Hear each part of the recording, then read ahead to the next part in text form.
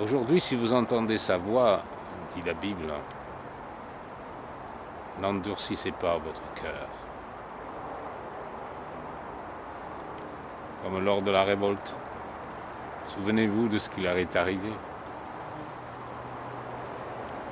Souvenez-vous. Il allait tomber, je crois que c'était 23 000 en un seul jour. Ça, c'est Paul qui dit ça, hein. C'est Paul, parce qu'il vous dire, ouais, c'était dans l'Ancien Testament. Ouais. Non, c'est Paul qui le dit. Dans le Nouveau Testament, ce que vous appelez le Nouveau Testament. Ouais. Souvenez-vous de ce qui leur est arrivé. Ils sont morts parce qu'ils se sont révoltés. Oh, Dieu est patient. Il attend. Il attend. Et il attend. Dieu ne châtie pas de suite. Dieu ne punit pas de suite. Il attend. Ne voulant pas qu'aucun périsse. Et qu'il parvienne à la repentance. À la connaissance du Seigneur Yeshua, Jésus-Christ, le Fils de Dieu qui est mort sur la croix pour nos péchés. Crois au Seigneur Jésus et tu seras sauvé. Et si tu ne crois pas, malheur à toi. Malheur à toi, tu es perdu.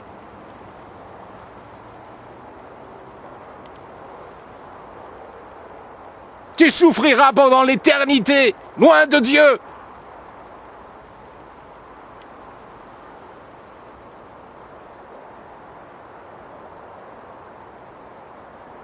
Mais si tu crois, de tout ton cœur, de toute ton âme, si tu demandes à Yeshua, à Jésus-Christ, le Fils de Dieu qui est mort sur la croix pour tes péchés, si tu lui dis, Seigneur, pardonne mes péchés,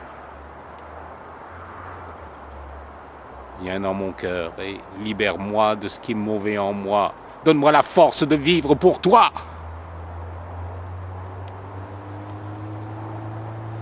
Si vous le faites de tout votre cœur, alors le Saint-Esprit viendra en vous. Et il fera de vous un enfant de Dieu. Vous passerez de la mort à la vie, des ténèbres à la lumière. Et le Saint-Esprit de Dieu vous rendra capable de suivre les commandements de Dieu. L'apôtre Paul a dit, je puis tout par celui qui me fortifie. Je puis tout. Tout. Même ce qui me paraît impossible, je peux le faire. Grâce à Yeshua, grâce à Jésus-Christ, en moi. Si quelqu'un est en Christ, dit la Bible, il est une nouvelle création. Les choses anciennes sont passées, voici, toutes choses sont devenues nouvelles. Vous devenez un nouvel homme, une nouvelle femme, une nouvelle création. Mais si vous refusez le changement, si vous ne vous repentez pas, dit la Bible, vous périrez tous également.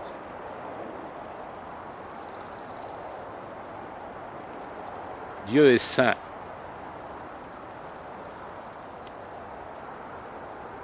Dieu n'est pas seulement amour, Dieu est saint. Et Dieu ne sacrifie pas sa sainteté sur l'autel de l'amour. Il faut les deux, l'amour et la sainteté. Dieu nous aime, oui, mais Dieu ne se rend jamais complice du mal que nous faisons. Si vous ne vous repentez pas, vous périrez tous également. Et Jésus a rappelé des choses. Il a dit, ceux qui ont péri sous la tour de Siloé, il mentionne une catastrophe qui est arrivée, il mentionne des catastrophes, des gens qui sont morts. Il dit, si vous ne vous repentez pas, vous périrez de la même manière. Quand il est venu comme l'agneau de Dieu qui ôte le péché du monde. Il est venu par amour pour nous sauver. Pour nous sauver de quoi? de l'enfer, de la perdition éternelle, du jugement dernier. Mais la Bible dit clairement que ceux qui refusent le salut que Jésus leur offre par la foi, ceux qui refusent de se repentir pour se tourner vers Yeshua, vers Jésus-Christ, le Fils de Dieu, ceux-là périront pour l'éternité. Crois au Seigneur Yeshua, crois au Seigneur Jésus, et tu seras sauvé.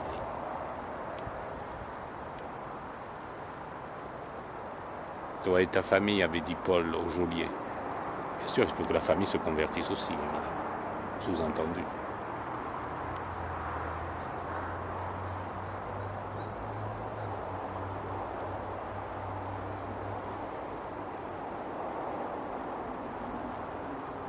Qu'allez-vous faire?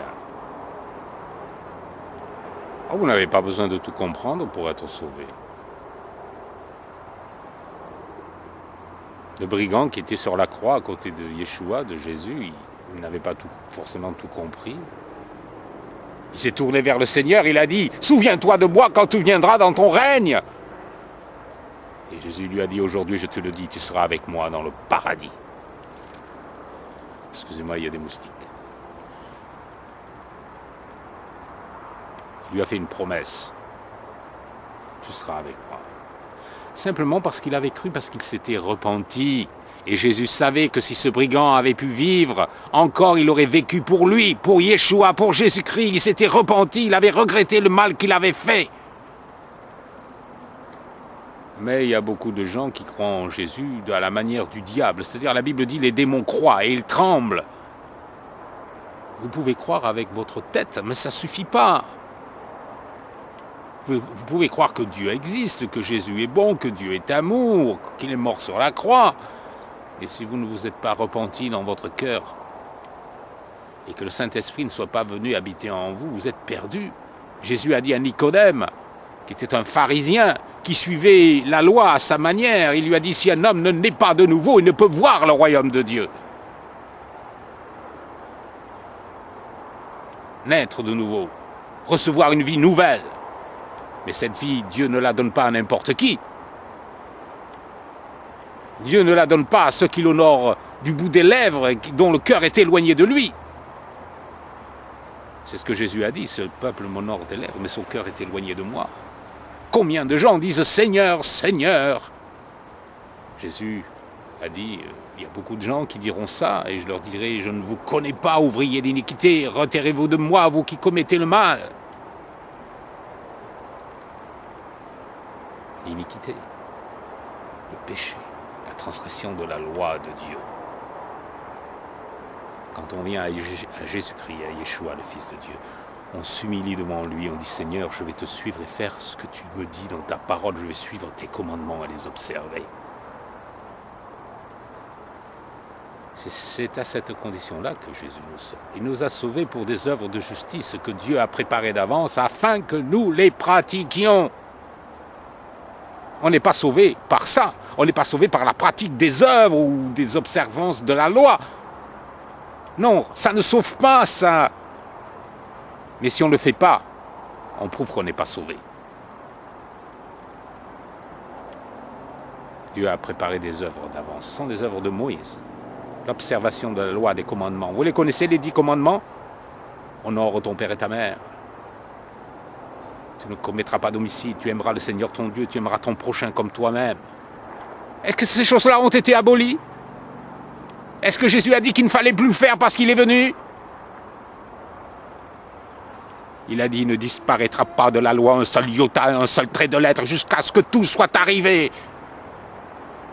Et celui qui enseignera à les observer sera appelé grand dans le royaume des cieux. Mais celui qui enseignera à ne pas les observer, qui supprimera un de ses plus petits commandements, sera appelé un fils futile du royaume.